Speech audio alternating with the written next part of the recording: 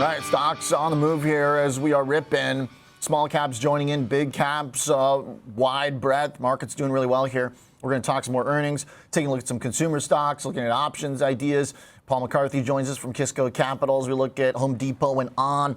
Maybe we'll start from the bottom up, talk some shoes, Paul, as we were just looking at the numbers for ON, almost 30% top line growth. This company means business.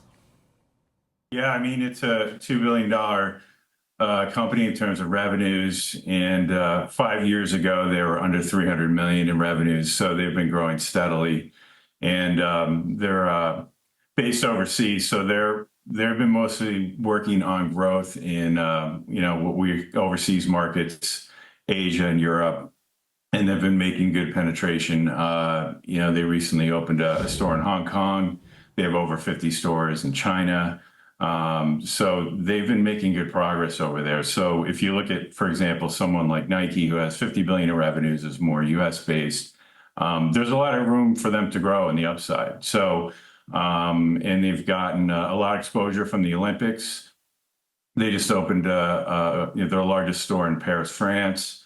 So they definitely have really good marketing momentum right now, and they're a premium type of shoe, so that does differentiate from some of the other shoes out there. So when you go on their website, you'll pay anywhere from $140 to $170 for one of their sneakers. But they've been getting good momentum from professional athletes and tennis and track.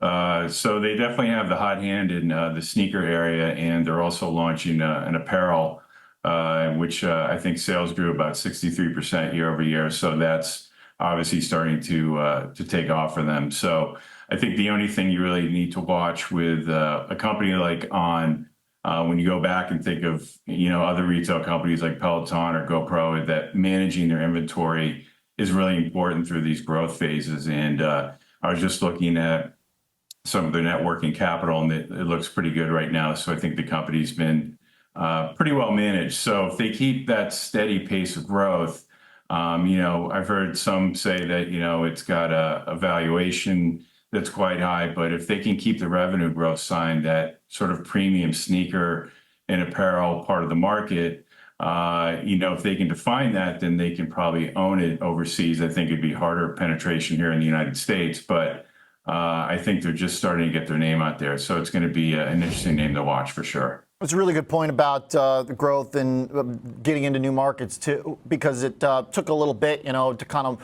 win over folks on their style, and some they still haven't. But I think the stock price tells us, and the sales tell us clearly that the vast majority of people love the product.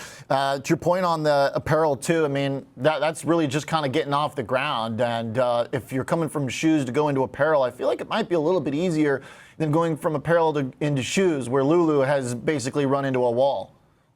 Yeah, I mean, for example, Roger Federer is involved with the company. I think he owns a piece of it. So, there's that sort of expertise. You get some of the people in the tennis and track area.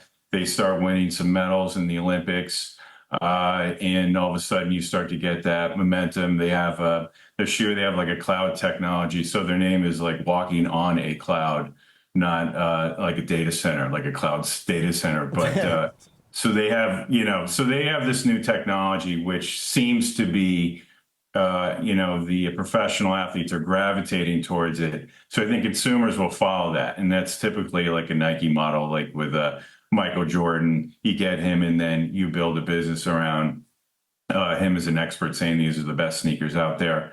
So they seem to have, created this foothold in this business, which is kind of, it's really interesting and kind of unexpected. So, but I think their strategy is to grow more broad. And I think the Olympics was a big thing for them. And I think that they really hit the mark on it. Yeah, well said. And not cheap either, the apparel. So we'll see how they sell. Tom White, what do you think? How do you trade it? Well, we talked about this on Fast Market yesterday. Okay. Like Folio, who does consumer sentiment data on it, they said any dip, you buy this stock. Really? Is basically their mantra. Wow. Seeing implied volatility levels come down pretty hard. Stock was lower by about 7% in the pre-market. went positive and now kind of languishing here around the $39, $40 level. So I looked at a strategy that takes advantage of direction while giving myself some duration. In those lower implied volatility levels, this strategy is going to cost me less because option premium is lower. So looked at going out to the October monthly cycle. So about 66 days to expiration on this one. You got over 2 months. I'm going to buy an at-the-money call, the 40 strike, and then to offset some of the costs on this bullish call purchase, because there is still some extrinsic value in this because of the duration. I'm going to sell the 50 call. So buying a $10 wide bullish call vertical. I've got 280 debit up there right now on the risk profile there. That would take your break even to 42.80 over the next 2 months. That's about 10%, 11% above the current share price. It's probably trading closer to 250 right now, so you might be able to get it cheaper.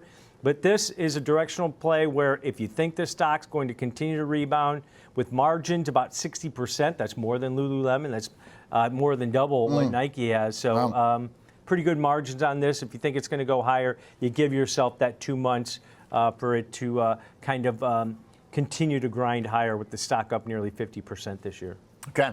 So that, I think, makes sense, given that the shares have held in very well. Technically, it looks pretty solid, so why not make a stab at the highs, basically, if also there's still some kind of lingering Olympic effect, to Paul's point. All right, let's talk some Home Depot.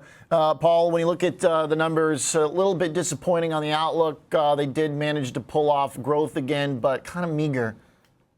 Yeah, I mean, they actually made an acquisition, so I think they've owned the company for like 6 weeks, called SRS Distributors. Correct.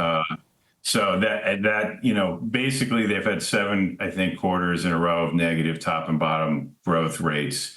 And I really think that this is probably more of an interest rate story. When you hear from the company, they say a lot of consumers are, waiting for lower interest rates. So if you look at their customer base, it's basically half do-it-yourselfers. About 90% of them own their own home, and the other half are professionals, contractors. So the consumer side of it, people are waiting for lower interest rates so that they can, if they have to borrow money to redo their bathrooms or their kitchen, then they're holding off. So maybe they hold off till next year. And when you look at the professionals, they're probably having some